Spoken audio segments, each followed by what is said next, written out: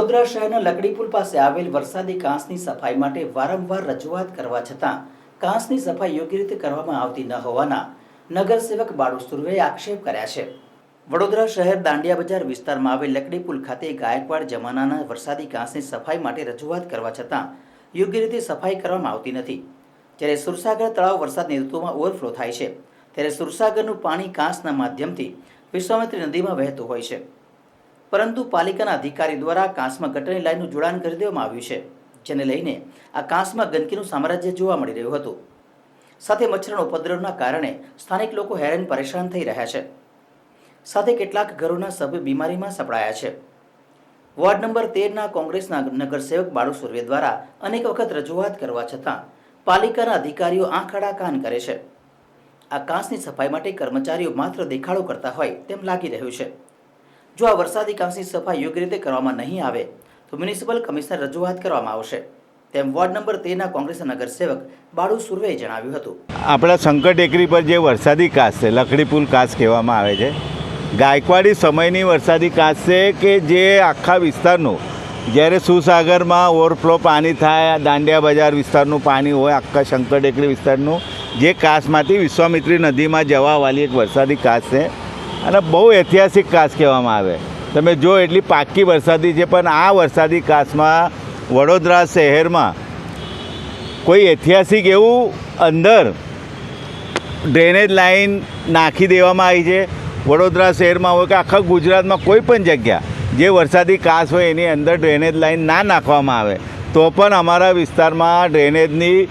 વરસાદીની અંદર drainage line નાખીને ગંદુ પાણી છોડી દેવામાં આવ્યું છે। કેમ કે આ વિસ્તારમાં તમે જોઈ શકો હજારો લોકો રહેતા હોય, કેટલા રહેવાસી રહેતા હોય, આજુબાજુ વસ્તી હોય, લોકો નાના બાળકો, સિનિયર સિટીઝન આવતા જતા હોય ને એની અંદર એટલી ગંદકીની હાલતમાં ગટરનું ને ગંદુ પાણી, એટલી દુર્ગંધ મારે લોકોને, એટલી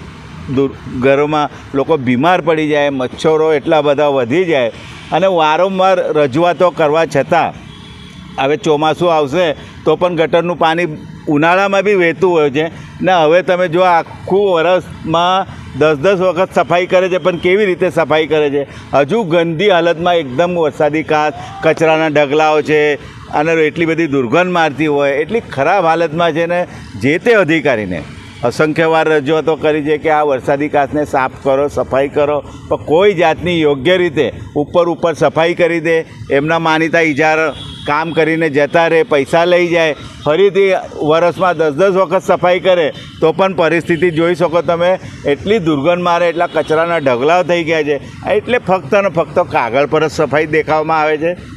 અમારી એવી માગણી છે કે આટલા લોકોને મુશ્કેલી પડતી હોય તો એ કામ ખરેખર, આને ચોમાસું સામે આવવાની તૈયારી હોય ને આ કાંસમાંથી એટલું પાણી આગળ જતું હોય, જેવું કે કોઈ નદી હોય એ પ્રમાણે પાણી આગળ જાય આખા વિસ્તારનું, તો એવી વરસાદી કાંસને વહેલી તકે, ચોમાસા આવવાની તૈયારી છે તો વહેલી તકે એને સાફ કરીને કચરો કાઢીને પાણી આગળ જતું થાય અને જે ડ્રેનેજ લાઈન અંદર નાખવામાં આવી છે એવા જે કંઈ અધિકારી હશે કે ઇજારદાર હશે એના પર બી એને નોટિસ આપવી જોઈએ કે ખરેખર આવી ડ્રેનેજ લાઈન ના હોવી જોઈએ। તો આ તમામ રજૂઆતો અમારા વિસ્તારના નાગરિકો વારંવાર અમને રજૂઆત કરે છે, અમે અસંખ્ય વાર રજૂઆતો કરી, એકવાર રજૂઆત કરે તો થોડું કામ કરવાનું ચાલુ કરી દે છે, પણ પછી અધૂરી કામગીરી મૂકીને જતા રહે છે। અમારી એવી માગણી છે કે સારી રીતે કામગીરી કરવામાં આવે, કાયમી એનો નિકાલ ને કાયમી એવી સાફ સફાઈ રહે, એવી અમારી માગ છે।